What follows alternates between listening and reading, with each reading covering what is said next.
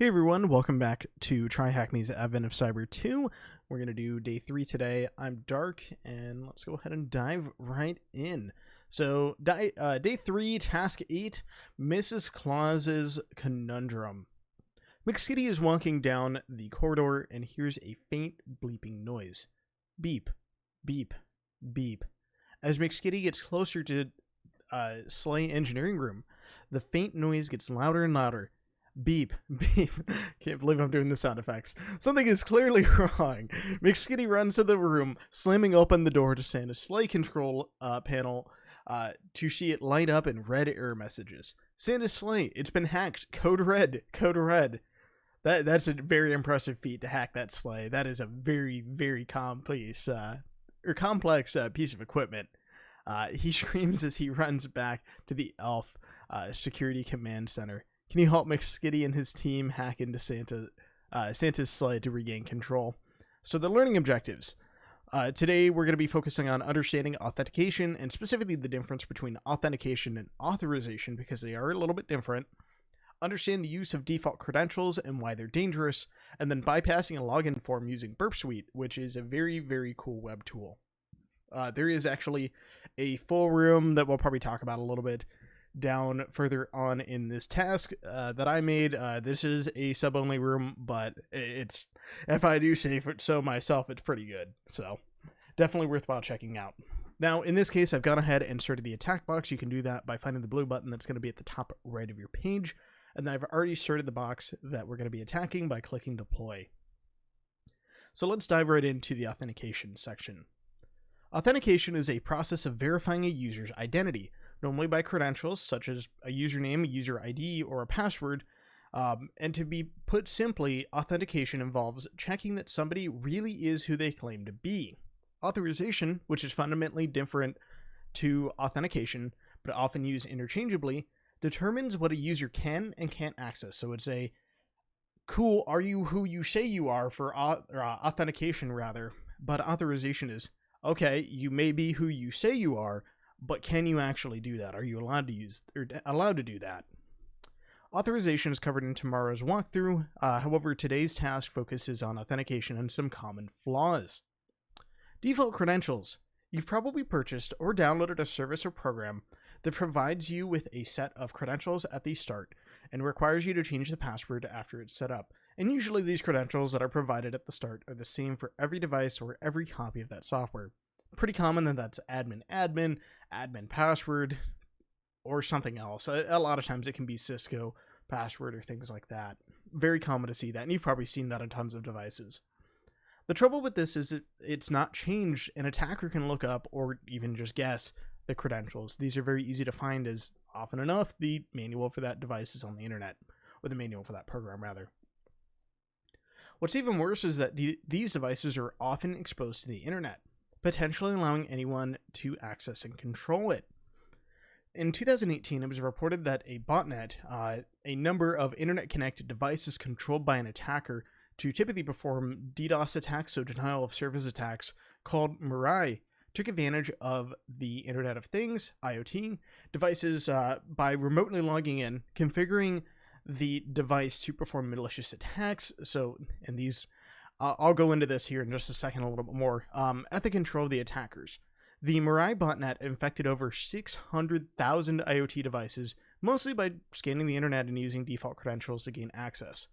So what happened here is that the Mirai botnet was just a simple web crawler. One second. Pardon me. It was just a simple web crawler that was looking for devices either with a site like... let me pull up Shodan. Here, we'll pull this up. This is a search engine for the Internet of Things, and we'll make this a little bit bigger as well. Very, very cool technology that allows us to just search through and see what has like port 80 or, different devices that have different banners open. I'm not going to search through it right now because you can sometimes find interesting things on this. This is something that I recommend having what's called a Shodan Safari just to look through this, and you can see just various things that you can find. There is a room on this, I think. I don't know if it's public right now because it might be being reworked. Very cool to play with. But Mirai went out and it searched for things that had exposed login panels, either SSH, so remote login with secure shell, or just various different login prompts, devices that had known flaws that if you could authenticate as the admin, you could run commands on it, and it added those to the botnet. And by performing these denial of service attacks, this isn't necessarily one malicious thing when one device is doing it. For example, loading TryHackMe and just loading the website that could potentially be part of a denial of service attack. It's when many devices are trying to load one resource at the same time, or trying to do it in an amplified fashion, that you get a DDoS attack, a denial of service, or a distributed denial of service attack rather. And this is actually often enough. If you see the term internet hug of death, that's a lot of times what can happen. For example, if a site becomes popular by like a Reddit post, or maybe it spreads via Twitter. But very, very cool to see. Very unfortunate when it happens to you. In fact, companies such as Starbucks and the U.S. Department of Defense have been victim to leaving services running with default credentials. And bug bounty hunters have been rewarded for reporting these very simple issues responsibly. So, for example, Starbucks paid $250 US dollars for reporting that issue, and a lot of times these things that bug bounty hunters find are very simple, so files that are exposed over default credentials, and this is a link to the HackerOne report. And then there's the example of the US Department of Defense report. And I definitely recommend checking out these two to learn a little bit more, especially if you're interested in getting into web hacking and bug bounty hunting. In 2017, it was reported that 15% of all IoT devices still use default passwords. SecList is a collection of common lists including usernames, passwords, URLs, and much more. This probably, it goes to the GitHub page. I definitely recommend checking this out. This is installed by default on Kali, and I believe it's on the attack box as well. A password list known as rocku.txt is commonly used in security challenges and should definitely be part of your security toolkit. So these are lists that we can use to check for these default passwords. Dictionary attacks using Burp Suite. So this is where things start to get a little bit more interesting. A dictionary attack is a method of breaking into an authenticated system by iterating through a list of credentials. If you have a list of default or the most common usernames and passwords, you can loop through them in hopes that one of the combinations is successful. That's the thing about attacking. You only have to be successful once, where the defending team has to be successful every single time. You can use a number of tools to perform a dictionary attack, one notable tool being Hydra, which is a fast network logon cracker, and then Burp Suite, which you can use Intruder for, which I think is what we're doing here in this room. So there is another room on Hydra as well. I believe that one's free, and it's worth checking out if you want to get a little bit more experience.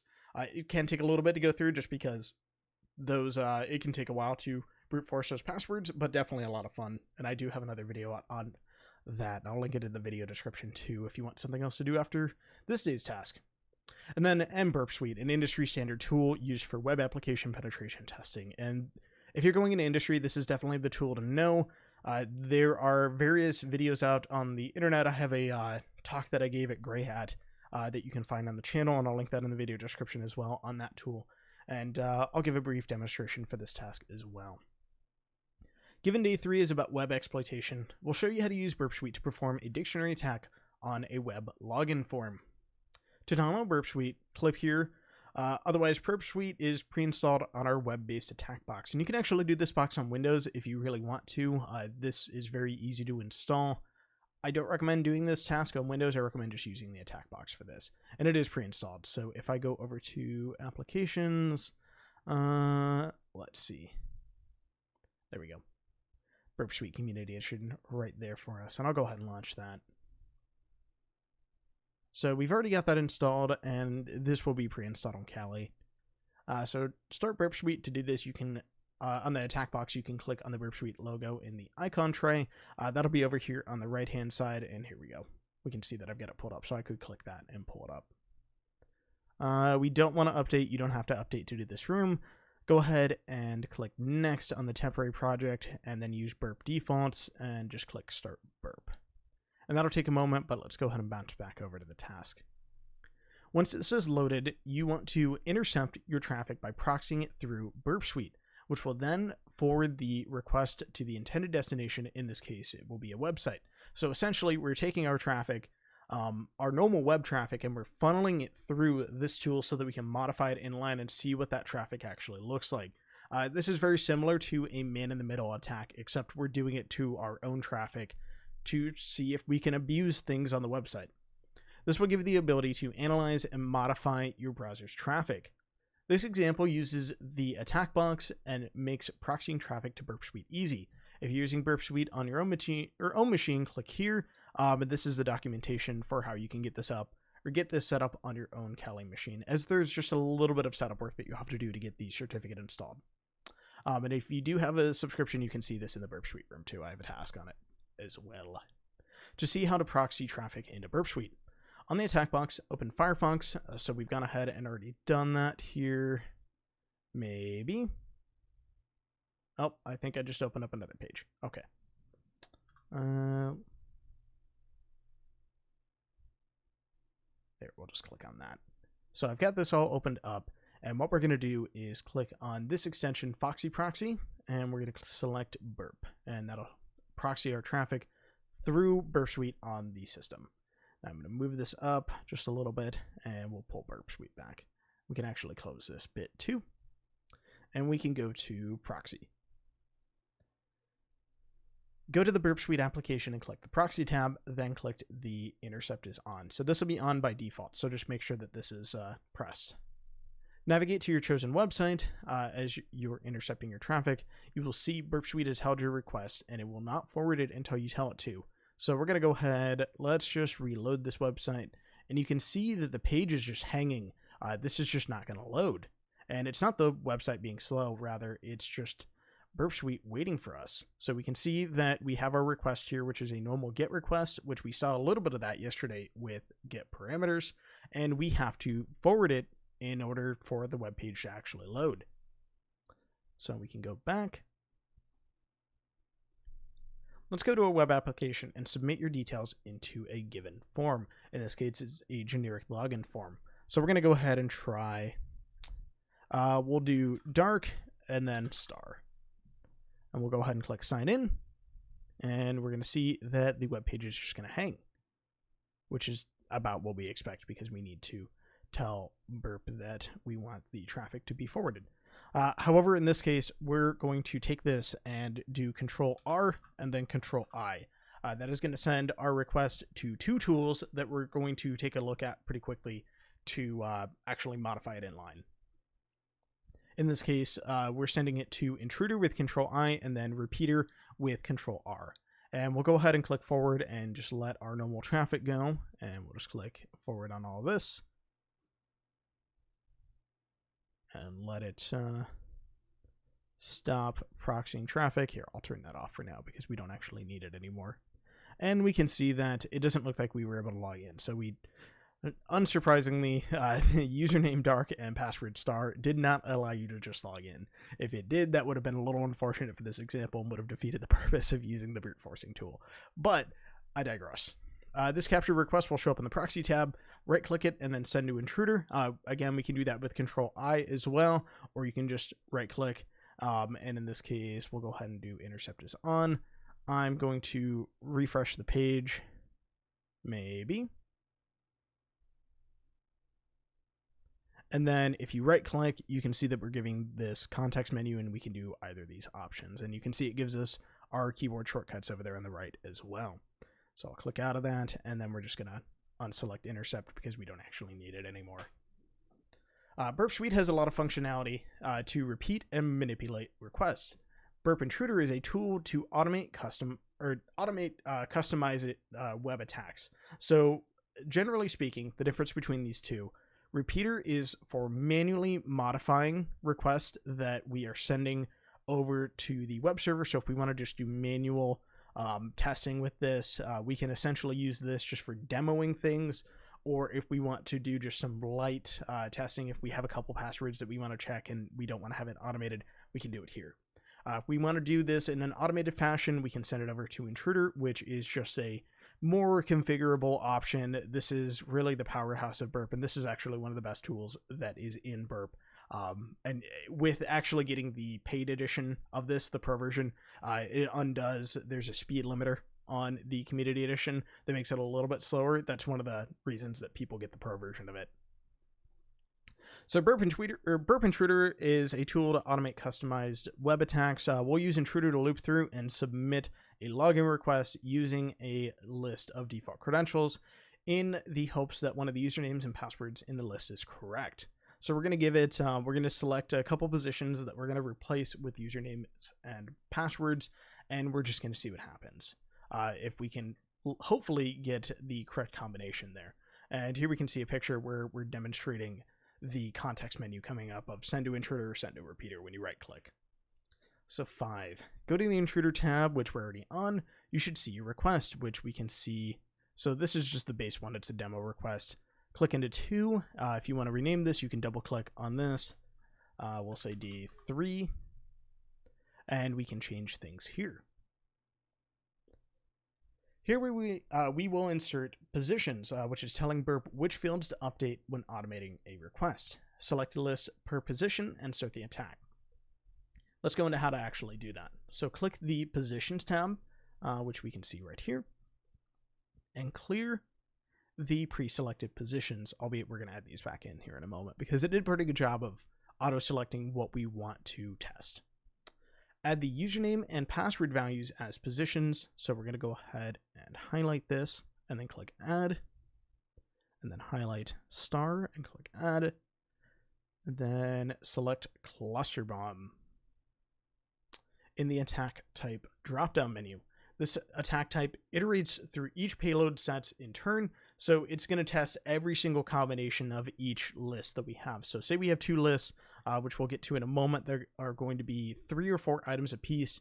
Instead of just doing one list with every single password on another list, it's going to go through and do every single combination of that. So every single username, just to go through that and make it a little bit clearer, every single username is going to be tested against every single password that we submit here for our test here. Select Cluster Bomb, and then we'll go ahead and we can see that the positions have been selected in this case. However, the attack type is not correct, so just make sure you have Cluster Bomb. 6, we're going to tell each position which payload to use. In our example, we will select a list of usernames for the username field and a list of passwords for the password field. Click the Payloads tab and select your payload set. Set 1 is going to be the username field, and then set 2 is going to be the password field. And add your list in the payload options section, or just manually add. So here we can see that we have payload set 1, and then we have payload set 2 that we can also select. For set 1, the usernames, we will add a few common default username entries such as admin, root, and user. So we're going to go ahead and do admin, and typically you would load in a full list of these. In this case, we're just going to go through and type them in manually, and then user. And then for set 2, we're going to go ahead and add password, admin, because again, we're going to test and see if admin is potentially the correct credentials, and then 1, 2, 3, 4, 5, which is actually a valid password and disappointing number of times. If this is your password, you should probably change it. Actually, if any of your passwords have shown up in this, if your password is password or admin, please change it. It's probably not actually, it is not a safe password. All right. And then we can go ahead and we'll go back to the top and we're going to click Start Attack. There we go. And this is just saying that these are a little bit time throttled. It doesn't matter. We have 3 usernames and 3 passwords. All right. And then we're going to see what happens. However, we can see that it looks like we have some redirects there. And then if we look at the length here, one of these is a different length than everything else. So we can assume that this request might have been successful. So we're going to go ahead. It looks like we have a username of admin and then a password of 1, 2, 3, 4, 5. So we're going to go ahead, use what you've learned here to help McSkitty hack back into the Santa Sleigh tracker. So we're going to go ahead and deploy our attack box. We've gone ahead and already done that. And we've navigated to the web page up here. And we know from running this with the passwords and usernames that they gave us that the credentials are admin and then 1, 2, 3, 4, 5. And then we won't save that. Looks like we have our flag here, and we've successfully hacked back in to Santa's flight. So hopefully we can actually take off once Christmas has come. So we'll go ahead and submit that, and that is going to do it for day 3. If you have any questions, of course, feel free to ask in the Discord. I'll have that linked in the video description, as well as the other couple of rooms that I mentioned. Otherwise, I will see you guys in day 4, and I'll catch you then.